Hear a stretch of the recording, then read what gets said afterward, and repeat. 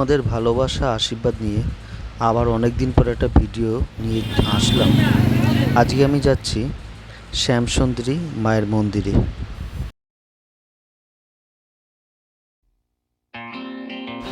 সকাল সকাল বেরিয়ে পড়েছিলাম শ্যামাসুন্দরী মায়ের মন্দির দর্শনে। লোকাল ট্রেনে চেপে সোজা চলে গেছিলাম শিয়ালদা স্টেশন। সময় তখন 8টা বেজেছিল। শিয়ালদা থেকে আচার্য প্রফুল্লচন্দ্র রোড ধরে আমরা সোজা পৌঁছে গেছিলাম শ্যামাসুন্দরী মায়ের মন্দিরে। হাঁটা পথে আমার সময় লেগেছিল 12 থেকে 15 মিনিটের মতন। আপনারা বাস বা ট্যাক্সি বা অন্যান্য মাধ্যমেও পৌঁছে যেতে পারেন। একদম সোজার পথ। এবং রাস্তায় যেতে যেতে যে সমস্ত বিখ্যাত বিল্ডিংগুলো আমার চোখে পড়েছিল তা আপনাদের সামনে তুলে ধরার চেষ্টা করলাম, যাতে আপনাদের খুঁজে পেতে কোনো অসুবিধা না হয়।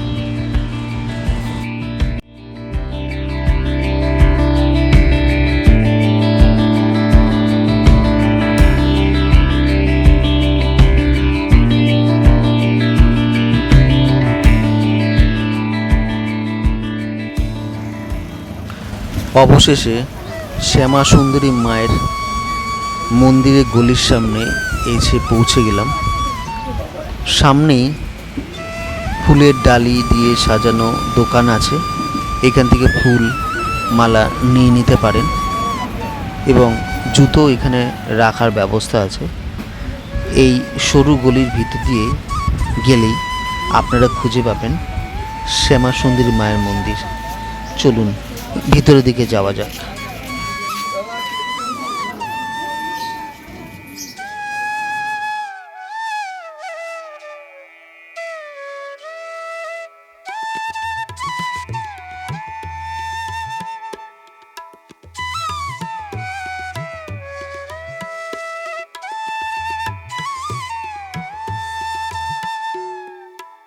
আসুন এখন শ্যামাসুন্দরী মায়ের সম্বন্ধে কিছু অলৌকিক ঘটনা এবং এখানকার পূজা নিষ্ঠা সম্বন্ধে কিছু নিয়মাবলী জানার চেষ্টা করি এখানকারই পুরোহিতদের কাছ থেকে। সুন্দরী আগামী 7 তারিখ মায়ের অমাবস্যার পুজো, এটা বৈশাখী অমাবস্যা মায়ের। তো সবাই অবশ্যই আসুন। সন্ধ্যাবেলায় মায়ের অন্ধকারে দর্শন হয়। আমি সবসময় বলি যে মাকে একবার অন্ধকার দর্শন করতে আসুন। আপনি যদি বলুন যে মাকে মানে অন্ধকার দর্শন কি প্রাপ্তি, শান্তি প্রাপ্তি। আপনি একটা অদ্ভুত শান্তি পাবেন মাকে দর্শন করে, মন জুড়িয়ে যাবে মাকে দেখে। তো অবশ্যই আসুন। আর আগামী 10 তারিখ আমাদের মন্দিরে একটা বিশাল অনুষ্ঠান, ওটা আমাদের বিশালভাবে পালিত হয়। আজকে থেকে না, অনেক দিন ধরে, বছর বছর ধরে আমাদের এটা হয় অনুষ্ঠান। অক্ষয় তৃতীয়ার দিন অক্ষয় পাত্র উৎসব। কি হয় সেদিন? সেদিন মা সবার হাতে খাবার খায়। আজ থেকে অনেক দিনের ঘটনা, মানুষ খেতে পাচ্ছিল না, তার মা আদেশ করেছিল তোর বাড়িতে যার বাড়িতে যা আছে আমার জন্য নিয়ে আয়। কে এনেছিল মায়ের জন্য রাজভোগ, কে এনেছিল খুদের চালের ভাত ফুটিয়ে। তাই মা খেয়েছিল।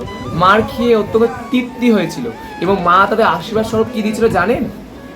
আজ থেকে তোদের বংশে যার অসুবিধা আসুক, অন্যের কোনো কষ্ট আসবে না, খাবারের কষ্ট তোদের বাচ্চাদের কোনোদিন হবে না, এই আশীর্বাদ করেছিল।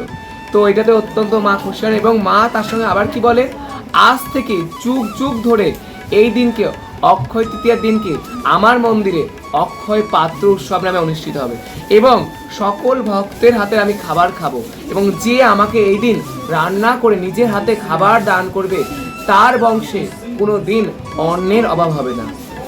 সবাই মাকে ওই দিন খাবার দান রান্না করে দিতে পারেন।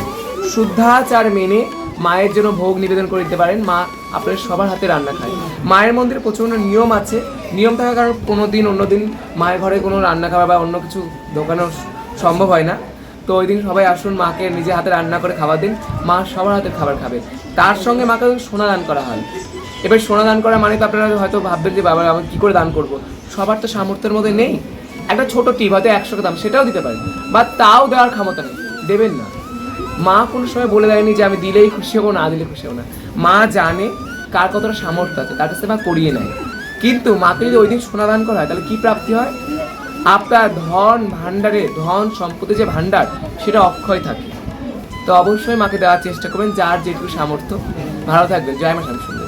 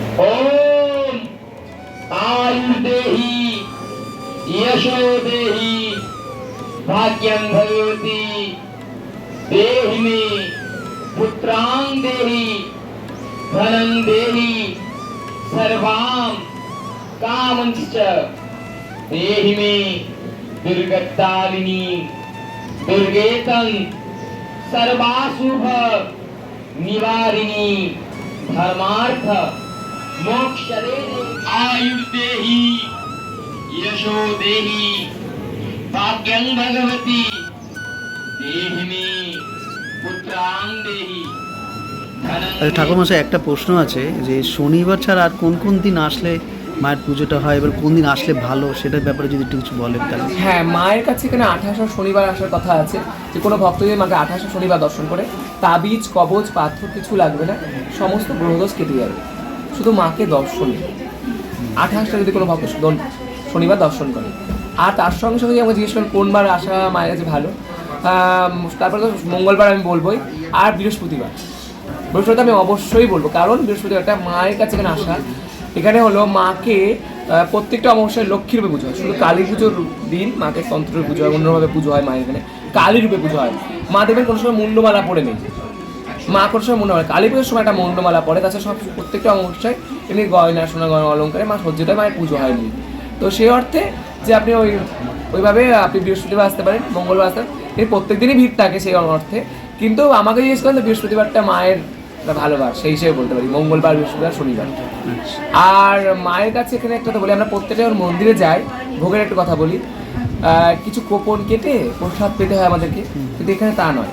এখানে মায়ের আদেশ আমার কোনো সন্তান যাতে অভুক্ত না যায় তার জন্য প্রত্যেকটা দিন দুবেলা অন্ন প্রসাদ ফ্রিতে দেওয়া হয়, পেট ভরে। আমাদের বিশাল বড় মন্দির নয়, আমাদের অত আর্থিক সামর্থ্যও নেই, সত্যি তো বলছি, মা জোগাড় করে। এমনও দিন গেছে যে এই জিনিসটা দরকার নেই, হট করে চলে আসছে, যেটা মাই ব্যবস্থা করে। মার এখানে কোনো কিছু মানে আমাদের নেই, আমরা সেটার জন্য বসে আছি, কখনো হবে তা না, চলে আসবেই আসবে। আপনি বিশ্বাস করুন কথাটা, যেখানে কিছুর জন্য ভাবতে নেই, এই মাসটা যেন আজকে এই জিনিসটা দিল, তাহলে সে আসতে পারলো না, অন্য মাসে সেই জিনিসটা দিয়ে যাবে। মানে এখানে এরকমই হয়, মানে আমাদের কিছু ভাবতে হয় না, মা সব থেকে জোগাড় করে নেয়। আর মায়ের এখানে সে একবার যদি আপনি দাঁড়াতে পারেন, আপনার যা মনোবাঞ্ছা পূর্ণ হয়। মাকে একবার দর্শন করলে কী প্রাপ্তি হয় জানেন? 51 সতীপীঠের ফল প্রাপ্তি হয়। আর আমি একটা কথা সবসময় বলি যে মাকে দর্শন করলে আমার একটা মনের কথা একদম, কোনো মন্দিরে মা সোনায় ঢেকে আছে, কোনো জায়গায় মা সোনার সিংহাসনেও বসে আছে, এখানে মা আছে। এমন মুখের মধুর হাসি আপনি কোথাও পাবেন না। আপনি যেখানে যান, যে মন্দিরে যান, মা শ্যামসুন্দরকে দর্শন করতে আসতে হবে। আর দেখবেন, আপনি তো সামনে দেখছেন, আপনি অবশ্যই বুঝতে পারবেন, ভিডিওতে দেখেছেন, মানে আপনি দেখেছেন সামনে, আপনি বলবেন অবশ্যই, আমি মনে করি যে মাকে দেখলে মনে হবে কোনো মা কালী না, একটা কালো মেয়ে জাস্ট দাঁড়িয়ে আছে, সেদিকেই দাঁড়িয়ে আছে, এরকম লাগবে। মুকুট টুকুট করে, আর যে মুকুট ছাড়া করে লাল পা সারা যায় দেখেন, তো মনে হবে সত্যি সত্যি কোনো মানুষই দাঁড়িয়ে আছে। একটা মুহূর্তের জন্য আমরা মনে হবে না যেটা মা কালী, একটা মেয়ে দাঁড়িয়ে আছে। তো সেই অর্থে বলা যে মায়ের কাছে আসুন, মা মনোবাঞ্ছা পূর্ণ করুন, মা তো ফেরায় না। আমি এটা বলছি, অনেকে বলে তাবিজ পড়ো কবচ পড়ো তবে মনোবাঞ্ছা পূর্ণ হবে, কিছু লাগবে না, মায়ের কাছে কিছু লাগে না। মাকে শুধু মা বলে ডাকা লাগে। যিনি আমাদের জন্মদাত্রী মা হয়, তিনি আমাদের সব কিছু করতে পারে, নিজেকেও ছাড়তে পারে নিজের সন্তানকে বাঁচানোর জন্য। তা ভাবুন, যে আমাদের জন্মান্তরের মা, সে আমাদের কত আপন। মা সে আমাদের দিতেই জানে, আচ্ছা আর কিছু না। জয় মা শ্যামসুন্দরী। নমস্কার, জয় মা শ্যামসুন্দরী। আপনার যেহেতু মায়ের মন্দির দিয়ে বলা হচ্ছে, মাকে কলকাতার একমাত্র জীবন্তকালী বলা হয়। এর প্রথম কারণই ভক্তরা, মায়ের কাছে ভক্তরা যা বলে যায় মা তাকে সম্মতি রসনই পূর্ণ করে। আর মা যে এখানে জীবন্ত, একটা ঘটনাও ঘটেছিল, মা চাল কলাতে পেয়েছিলেন। মায়ের পুরোহিত মহালয়ের পূর্ণলগ্নে মায়ের জন্য বাজার করতে গেছে। এবার বাজার করতে গিয়ে দেখছে একটা ছোট্ট বাচ্চা মেয়ে পুরো মা কালীর মতন চেয়েছে, ভিক্ষা চাইছে। ভিক্ষা তার কি আবদার, কিছু টাকা দাও না, আমি চাল কলা কিনে খাবো, দুদিন ধরে আমি কিছু খাইনি। বাচ্চা মেয়ে বলে সবার কাছ থেকে ভিক্ষা চাইছে। আমাদের পুরোহিত বাজার করছিলেন, বাজার করতে করতে পুরোহিতের কাছেও ভিক্ষা চাইছে। পুরোহিত তখন তাকে ঢাক মেরে ফেলে দিলে যা কাজ করে খা। বাচ্চা মেয়েটাও তখন গা ঝাড়া দিয়ে বলে, আমি যদি কাজই পেতাম, তোর কাছে ভিক্ষা চাইতে আসতাম। বাচ্চা মেয়েও চলে, পুরোহিতও চলে যায়। আপনাকে একটা কথা জানিয়ে রাখি, আমাদের মায়ের প্রত্যেকটি অমাবস্যা অন্ধকারে ঘুরে যায়, কোনো রকম বিদ্যুতের ব্যবহার হয় না, শুধু ঘিয়ের প্রদীপ জ্বলে। ওদের মহালয়ের অমাবস্যা পুজো হচ্ছে অন্ধকারে। এবার পুজো হতে হতে পুরোহিতের মন বলছে যেন মা নেই, কিন্তু পুরোহিতের মন আবার বলছে মা তো কালো, তাই অন্ধকারে এটা আমি দেখতে পাচ্ছি না। তাই পুরোহিত ঘিয়ের পরিমাণে মায়ের মুখের সামনে যায়, দেখে সত্যিই মানে, আর বাবা যেন পুরো মৃত মানুষের মতো শুয়ে আছে। এই দেখে পুরোহিত থমকে যায়, থমকে আবার কিছুক্ষণই পর ছম ছম করে পুরোহিতের আর পেছন দিয়ে নুপুরের আওয়াজ হয়, আর ধাপ করে শিবের মুখের ওপর একজনের ডান পা পড়ে, আর অন্ধকারের মধ্যে থেকে ওই বাচ্চাদের মুখ বেরিয়ে আসে, যে বাচ্চাটাকে ফেলে দিয়েছিল ডাক্তাররা ওই বাচ্চাদের।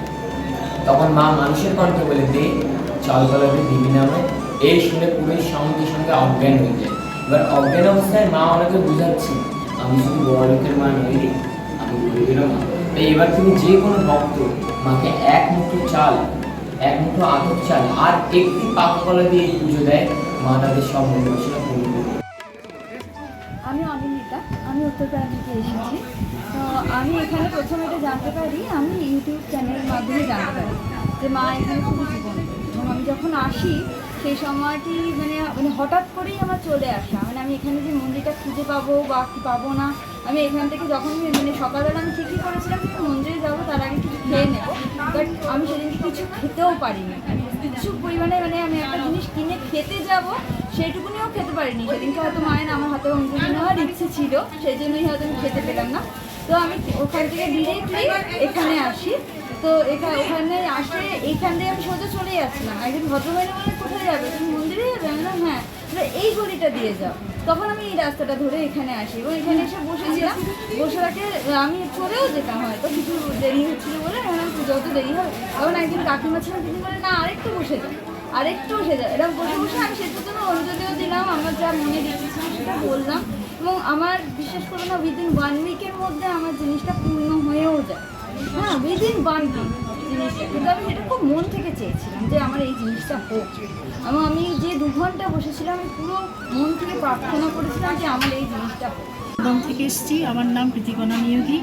আমি এখানে এসে মায়ের কাছে এসে আমি যা শান্তি পেয়েছি, আমি কোনোদিন জীবনে এরকম শান্তি পাইনি। আমার বাড়িতে আর থাকতে পারি না, মনে হয় যেন সবসময় মনে হয় কখন মায়ের কাছে যাব, কখন মায়ের কাছে যাব। আর এখানে এসে মনে হচ্ছে যেন আমি একদম নিজের বাড়িতেই এসেছি। আমি না একা চলাফেরা করতে পারতাম না, কারোর সাহায্য লাগতো। এখন আমি একা চলাফেরা করতে পারি। এমনকি আমি বাসে বহুকাল বাসে চাপিনি, এখন বাসে করেও আমি যাতায়াত করছি।